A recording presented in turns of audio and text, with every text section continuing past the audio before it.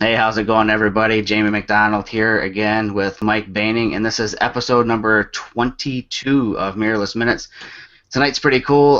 We have an awesome guest on, somebody that Mike and I met recently in Chicago at the Out of Chicago conference. I would like to introduce Ron Pepper to everybody. So, how's it going, Ron? It's going great. Hello, everybody out there in Hangout Land. Right? Yeah. Yeah. So, Mirrorless Minute Land. exactly, Mirrorless Hangout Land. Yeah.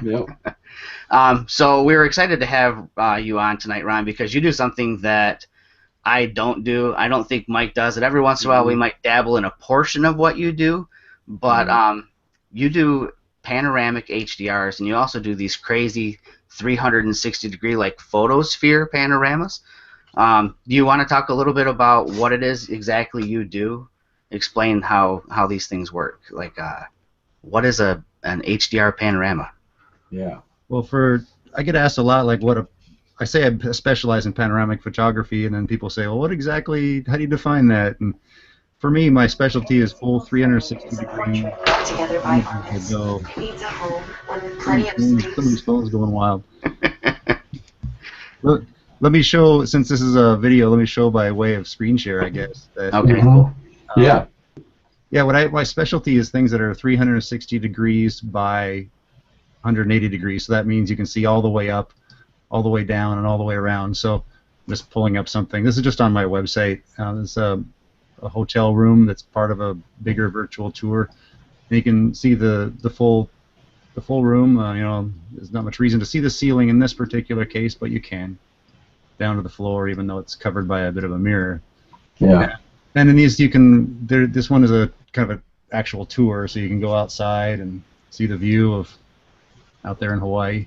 I always say if you want to make your photos better, go to Hawaii, because it's hard to take a bad photo there. But that's kind of what I specialize in.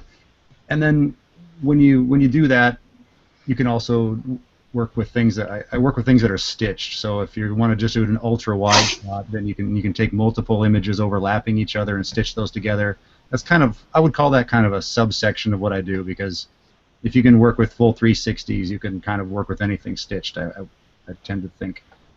So that's the way I do it. And then where the HDR comes in is, looking at this image in particular, this is a photographically impossible shot to get this interior at a reasonable exposure, and then all the way out to see Malachi Island out there. It would be impossible.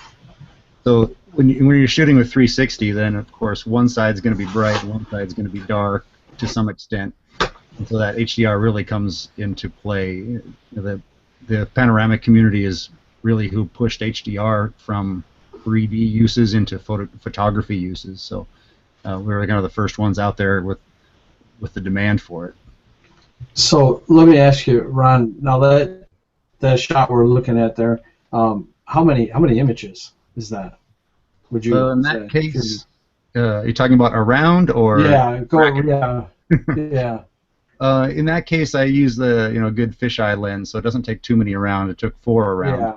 and then Okay. it's bracketed. I don't recall now exactly how many I used, but it was probably 5 images with 2 stop spacing or something along that line. It's Right. probably about a 12 stop difference in there. So I know a lot of fisheyes offer, 180-degree field of view. Do you do 4 around so that you get good overlap? Is that why you do that? Yeah, this job was from a couple of years ago, where I was using a not quite as wide of a lens, but it all depends on the lens you're using, and yes, you definitely want to get plenty of overlap so that the stitching software has a lot of information to work with and really gets it really nailed down. I also might take more just to get more overlap if, say, things are moving around in there.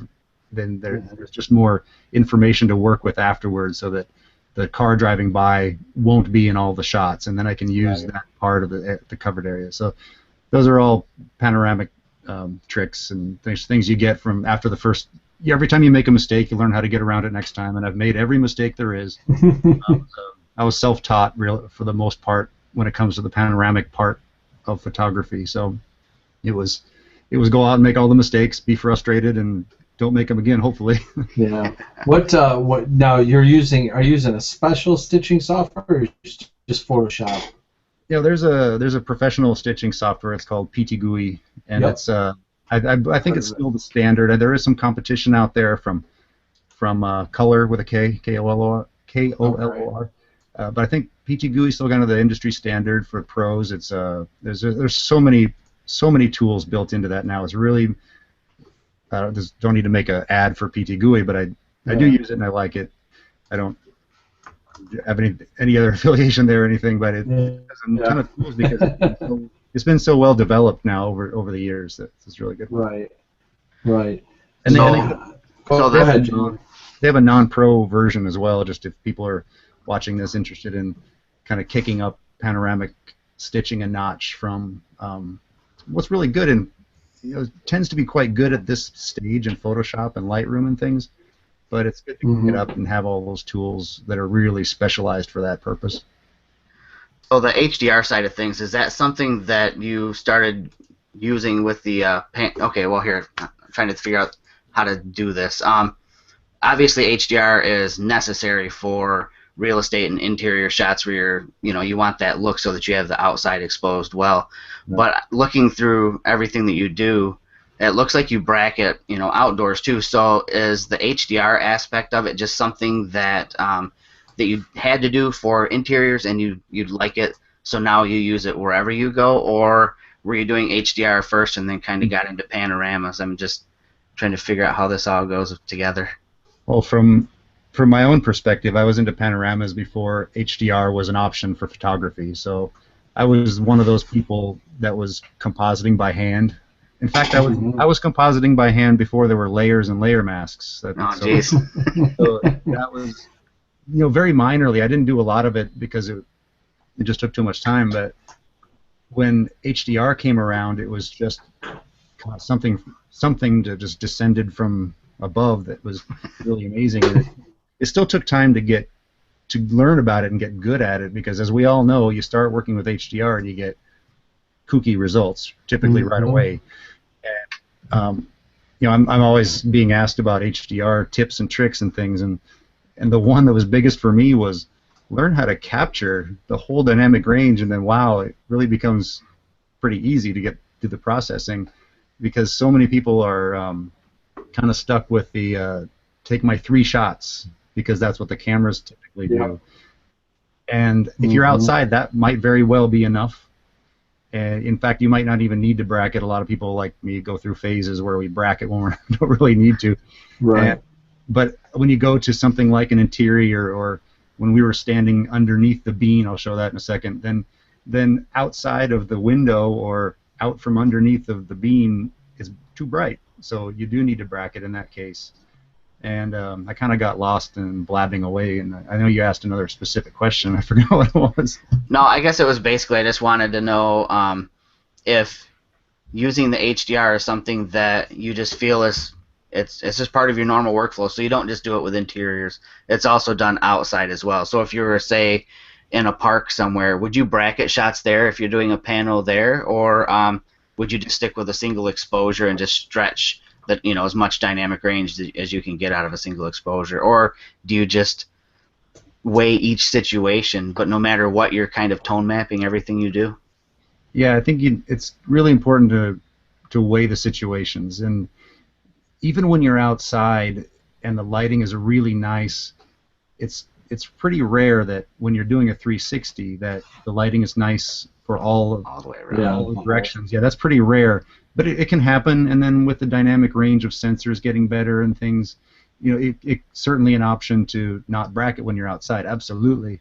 But I also get into situations where, I'm thinking of one example of a hotel where it was a difficult assignment, and it wasn't like a a big time photography assignment where we could close areas and things like that. So I was doing things like going out at 7 a.m. to get the shot of the pool, and the sun was behind a big building, and it was pretty difficult to catch. So it ended up being a very high dynamic range situation, but I was able to make it look like a regular photograph all the way around.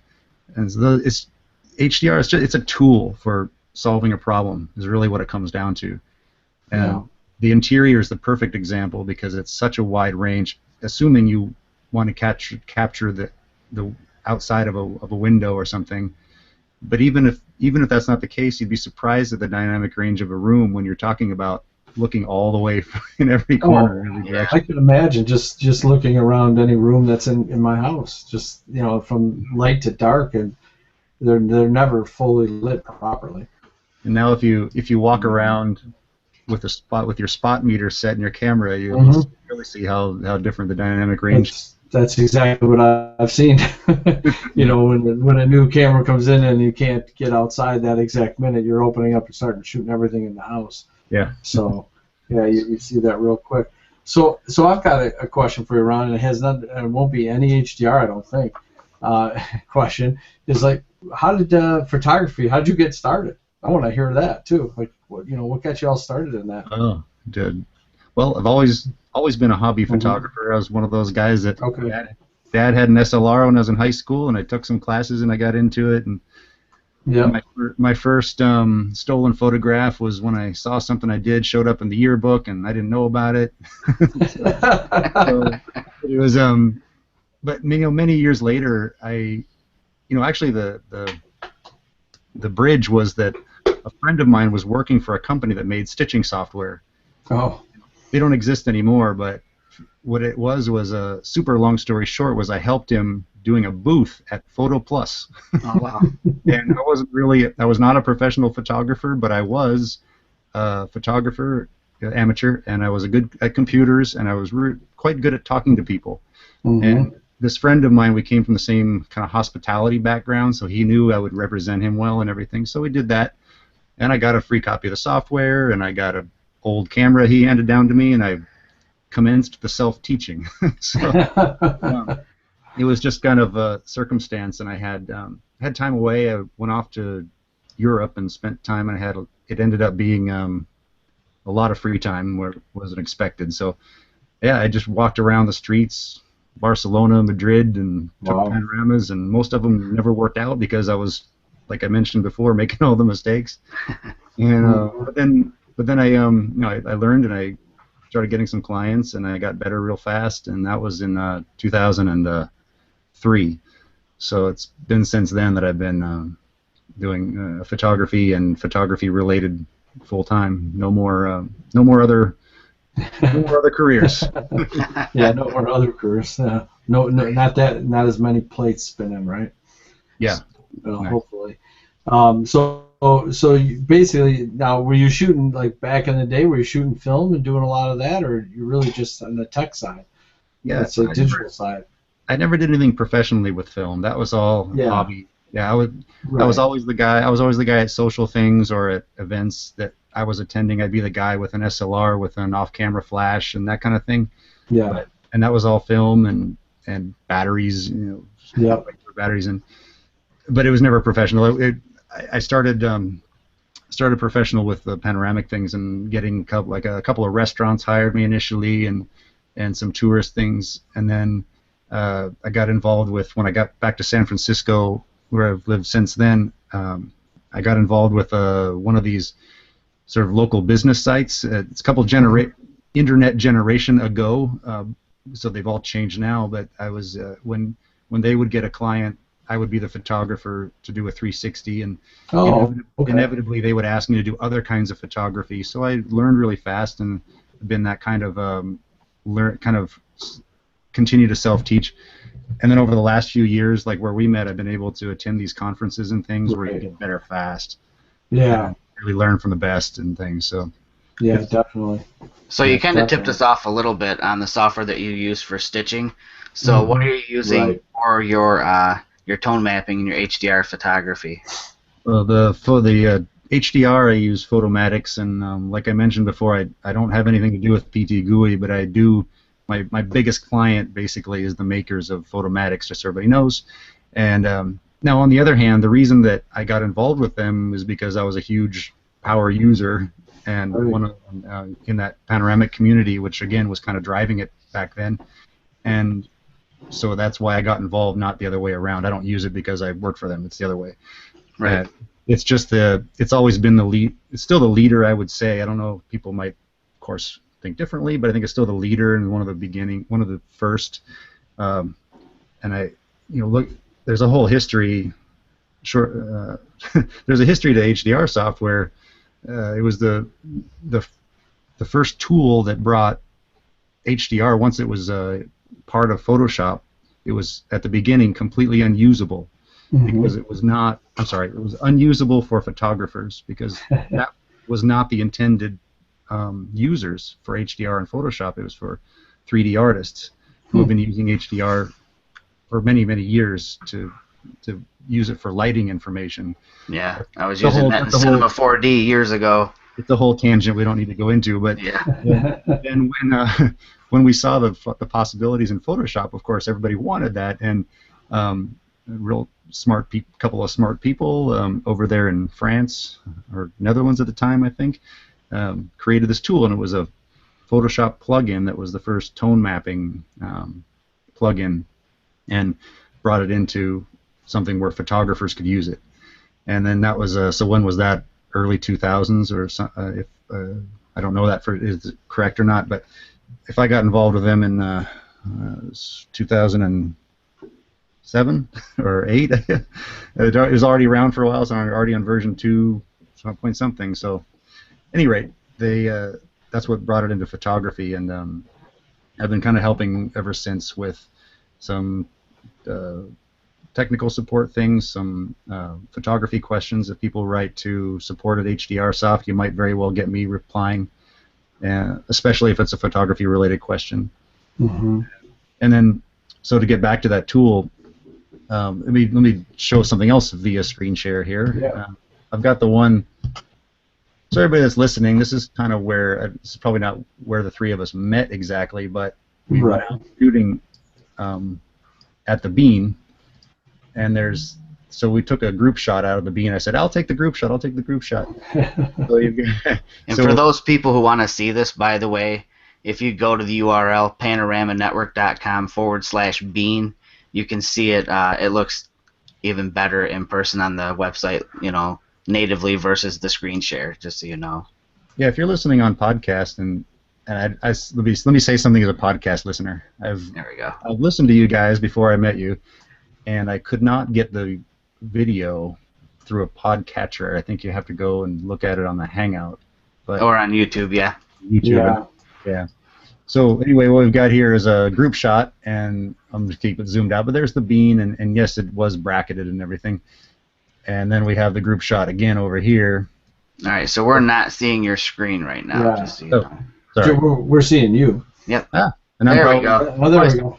You're probably seeing the bottom of my chin looking at this other screen, right? Yeah, exactly. Let's try to get back to the Bean over here. Here we go. Good. So then we have all of us there in the group shot. You can zoom in on your own if you look at this on the website. And there's the group again on the other side, just for fun, because we were taking multiple images that get overlapped.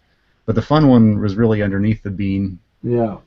So first of all, also kind of a photographically impossible shot with a single image because the outside's not really blown out. So, like right behind Jamie there, that would be so bright that it would be almost, it would, and that's probably fine typically, but here you're doing a 360, you're kind of trying to show everything. That's usually the idea. So, and then somebody had the bright idea, I think that was Levi's, the guy there in the hat. He had the bright idea of looking into the mirror of the Bean behind us. So I don't know if it's really very viewable on the screen share, but if you're looking at this on the web, look behind the people that are smiling at the camera, and we're smiling at the camera in the mirror too. So it was kind of a fun shot. We just tried to do things that were silly and have fun with it while still making a good group shot. Yeah. And so the stitching for that, was that a nightmare for that to stitch? I mean, I can imagine that it had to be just insane to put together. I mean, your software, your computer probably hated you running that through it. It wasn't too bad. There's, again, it's one of those things you do quite a few of them, and you sort of make a game plan in your mind while you're shooting. And then the tools, again, are built so well now that once I'm comfortable with them, it wasn't too bad. I knew there's a few steps. They're separate panoramas put together, one for when we're looking forward and one for when we're looking into the mirror, and then they're bracketed, and then there's typical post-processing. maybe the most difficult thing is just the people, because everyone's moving around and you have to do a lot of what you call de-ghosting. Right. So there's two steps. You're de-ghosting in the stitching, and then you're de-ghosting in the HDR bracketing. So there's some steps. Well, what I liked is the people right there to the right. They weren't in our group, Yeah. but we got them in the picture. This is just a nice tourist family Yeah, there. they wanted to see what was going on. I remember you saying, no, you're in the picture now. Don't move. I was going to say, actually, right here, there's another one that's had a lot of a big crowd. Oh, you showed me that one. Nice. Yeah, I got it here in the samples. Might as well show. So there's a whole crowd in this one. Yep. And then somewhere I know there's one. This was all for fun, really. So I didn't spend a lot of time making sure it was completely perfect. But I believe I found some little glitch in there somewhere. But anyway, it would take someone really scouring through to find the whatever mistake it was, because I forgot where it was. So anyway. And that might have been Frederick Van Johnson there? Who's that down there? Yeah. Yeah. Oh, yeah, there he is. Selfie of me and Frederick. Yeah. Yeah. He's taking video. I'm taking panoramas. We're covering the show, the concert, but I just did this one just kind of for fun and throw it out there. Like concert photography isn't hard enough, and then you're there busting out 360-degree panos in the pit. That's awesome. That was the challenge, to see if I could crank the ISO up high enough that it would work. And right. So I know this is mirrorless show, but in this case, there's no way. I don't think. Yeah. this one you didn't use that. No, probably not. That's one of those. Just to go back to the. I'm trying to stop the screen share here.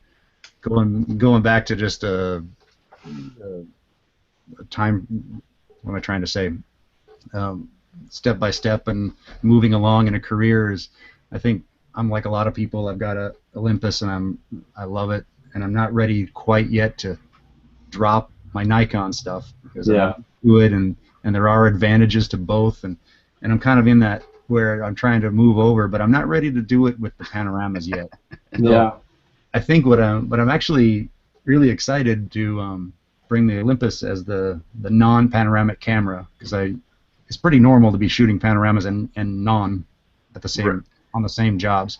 So I'm looking forward to using that for the still shots really more and more. Right now it's my personal camera and my street photo. We're out doing street photography in Chicago, and that was the camera to take. And so that's kind of where I'm at there. I'm carrying both at this point, but I'm just carrying the Olympus when I just walk around town and take pictures of the kids and stuff like that. Yep. Cool. Yeah. Well aware of it.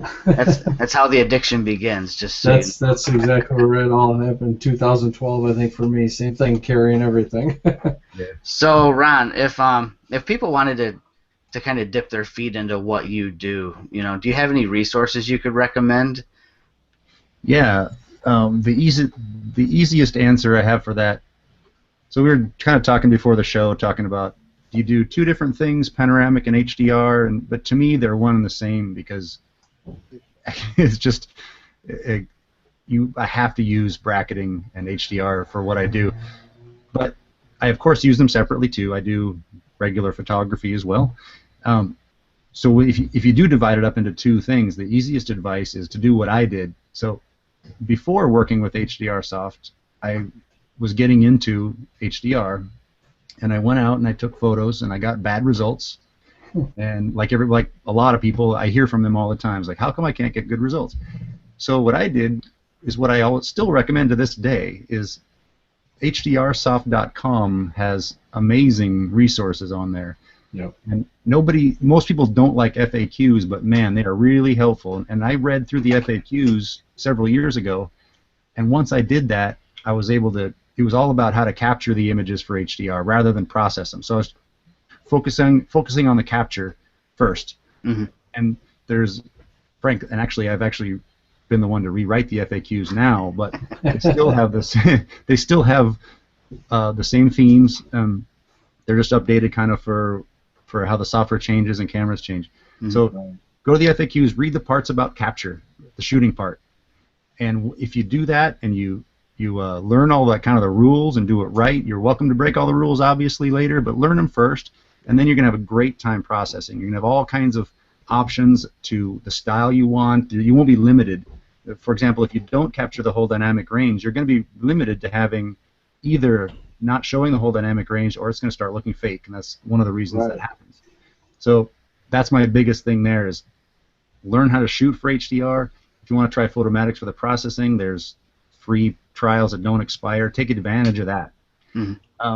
For panoramic, I mean, it's such a kind of a bigger, maybe I don't talk about it as much, so that's why I don't have the direct advice, but that's another one where, you know, focus on the shooting and learn how to set up the camera the first time. If you're shooting things that are far away from you, like say a mountain range and you're out in the desert, you can handhold a panorama and you won't have a problem. But if you're shooting things like interiors or nearby people, nearby things, that's where you get this issue called parallax, where the images don't line up no matter what, and you have to set your camera in a really specific way for that. And I think the best place for the resources would be, and I can also kind of recommend some equipment at the same time. What I use is it's a great name called nodalninja.com. And they're I would say the leader, or one of the leaders now, in the equipment such as the special tripod heads and other equipment that you need for panoramic photography. Yeah. And you don't always need special equipment for panoramic photography, but sometimes you do. And they're a good they have pretty much everything needed. I have a lot of their equipment myself, and I know they have some explanations on how to do those things, like setting the nodal points, or it's an ever-changing terminology, the no parallax point, and that means how to set the camera up. And all that's dependent on the lens that you're using, right? So I mean, it's not as simple as just moving, 90 degrees or 45 degrees for every single shot and staying parallel to the horizon. A lot of things come into play with that. You can do that. Again, if the subject matter is far away, but like I like what you just did. You're holding, kind of rotating around your chair, right? Yeah. If you don't do anything else when you're shooting panoramic, is try to hold the camera in one place and move around your camera instead. Yeah. Ultimately, you want to move the camera around a specific point within the lens, but if you're just casually shooting them, try to hold the camera for, you can imagine, or you can really do this, you can hang a string around the lens with something, just a washer or something heavy at the bottom, and try to keep that in the same position as you rotate around your camera. But again, if your subject matter is kind of far away, you can just do the same thing in a general way, just as close as you can, and you're probably going to be okay with the Stitchers of today. Sure. But again, if you're shooting interior of a hotel room, don't try to wing it. Yeah. That won't work. No. Cool. So the things that you recommended so far, those will go in the show notes for people that are curious. They'll end up on the YouTube page. So HDR Soft, their FAQ page, definitely the go-to place if you're getting into HDR, so that you learn how to do it right. And Nodal Ninja for some of the hardware that makes panoramas easier. Got those two right? Yeah. Cool. You can do so many different things if it's just overlapping 2 or 3 or 4 images just to get a really wide shot. That's one thing you might not need any special equipment. If you do, you would just need just one rail that just holds your camera. Right. If you want to do the where you're tilting the camera up and down and getting the full 360 up and down like I'm doing, a little more specialized equipment. But you can start out with it and Lightroom, Photoshop, and some free. What are the free Stitchers now? I believe Huggin, Hugin, I believe is still out there and free. So there's some things you can try if you don't have Lightroom or Photoshop as well. There are some resources out there. Cool. Very cool. That's great. Definitely. Sweet. Well, Mike, you got anything you want to share or add tonight, or do you guys want to wrap it up on the 30-minute mark? We can. Well, you know what? We could just wrap. We can wrap. The only thing I think we want to share is just some stuff that we're doing. That we put in our October deal. It's out there now, and I'm sure if you're watching or following any of us, you're going to see it. But we actually have a live composite workshop now that both of us are doing, October 3rd in Detroit, and got ourselves a room and going to have a good dinner before we go out and be able to talk about the whole live composite deal and all that. So we just worked that out today, and it's out there right now to register.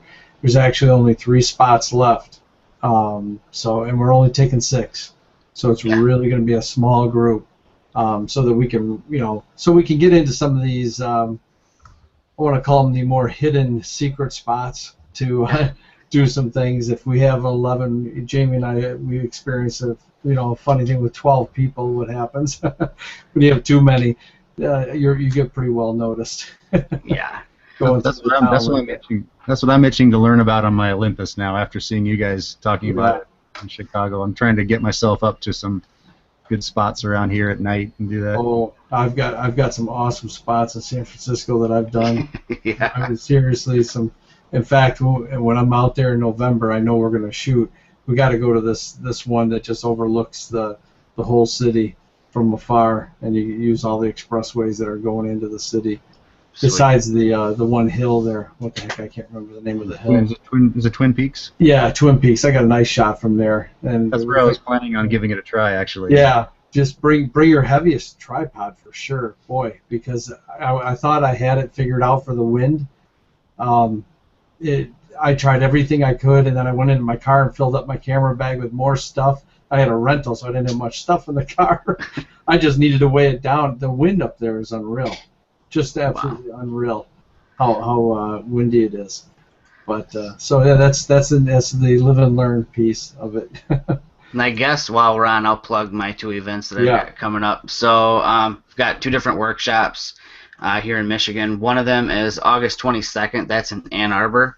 I'm going to start off with just a presentation that I'm going to do talking about just taking advantage of available time as a photographer. It's $50 admission to the workshop, so we'll do a lecture and then we'll go out and do a photo walk around a couple of really cool areas in Ann Arbor at the U of M campus, and then we'll kind of wrap up going back to the Camera Mall. It's a really cool photo store or camera store that just opened there not too long ago. And that's on the 22nd of August. And if you just look up Camera Mall on Facebook, you'll find their page for more information on it.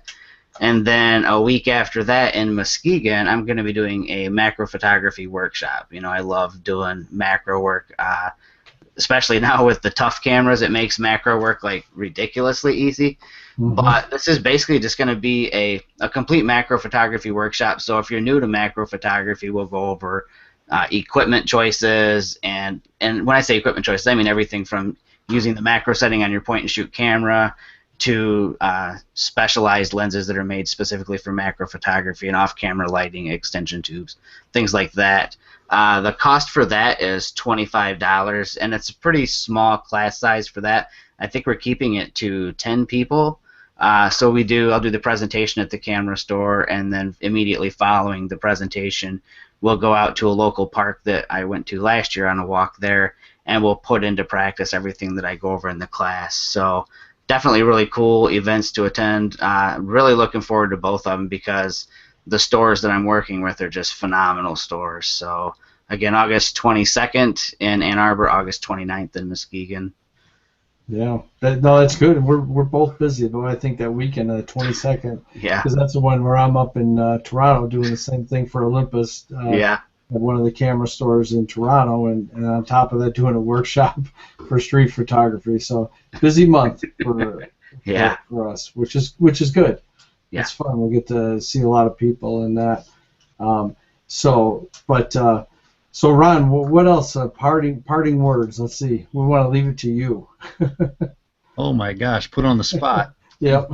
Well, what I was thinking when you were talking, first of all, I just want to say it's great to hear and finding out that there's so much going on in the Midwest. I feel like I'm always flying the same places. Yeah. San Francisco, Las Vegas, New York, Florida. Yeah. So it's good to hear there's so many things going on. Makes me want to go to Detroit. Yeah, excellent. Well, I'll tell you what, the urbex scene in Detroit, your style of photography You'd have a would blast. just be totally, it's made for that. So maybe we need to get you in Detroit. I was hoping to do some more of that in Chicago as well, out of Chicago, and I think I want to talk to the Chris, setting that up for next year to try to do some more of that, do some excursions that can be HDR and or panoramic. I think we could do both, and I think yeah. I'd probably go over pretty well. I don't know the area. I need people to help with the location scouting, but I think it'd be a great thing for that show. Definitely. So yeah, hey, check out Out of Chicago next year, everybody. Yeah. Exactly. And other than that, I don't have anything like to announce that people need to know about or anything, but but Ron recommends that you definitely check out panoramanetwork.com for sure. It'll probably be a little while to do it, but we are doing a Lynda title on 360-degree photography. So if you're lynda.com subscriber, if you're not, check it out. It's awesome. I'm a user for years. I've been a customer. LYNDA. Yep. About photography, but many subjects. It's amazing. Yeah, I agree with you on that. I'll interrupt you for a second. You can go from photography to Microsoft Excel to just everything. I mean, I'm a user and keep that account open all the time. Yeah, if anybody wants a tip, go try out Lynda. I know there's a trial, but I've been watching Ben Long lately. He's just good for just getting a little bit of a fire under your behind to get out and try things again. And, a lot of it's review, but pick up new things, and so something to try out. Yeah. And I don't know how long it takes to edit these things. We're shooting that in a couple of months, so it'll be a little while. But if anybody remembers to look for it, please do. Nice. Very cool. Well, I guess we'll probably wrap it up here. I just want to say thanks again, Ron, for coming on. It looks like you've still got plenty of sunshine left in your day. Yeah, that's natural light. That's natural light over there. Right. Yeah, LEDs. So we're running out of daylight here. But again, just thanks again for coming on the show. And like I said before, the links to Ron's information will be in the show notes or the YouTube description, links to his page, and also to the software and hardware that he recommends for doing what it is that he does. And I highly encourage you, definitely visit panoramanetwork.com and see what he does, because it's just mind-blowingly cool. Totally digging it. I wish I could definitely do something close to that. Would be nice. I'm trying to be a better social media guy, and so if you can find me at Ron Pepper, and so I'm trying to kind of keep that going a little bit and get more into it. Use the encouragement of guys like you that are starting to share stuff on that, and I appreciate it. It's really nice meeting you guys, and thanks for the invite. It's always nice to get out there and talk about what I do and spread the word and be an evangelist for that. So thanks. Cool. Thanks again, Ron, and we'll talk to you guys in 2 weeks. Yep. See you later. Bye.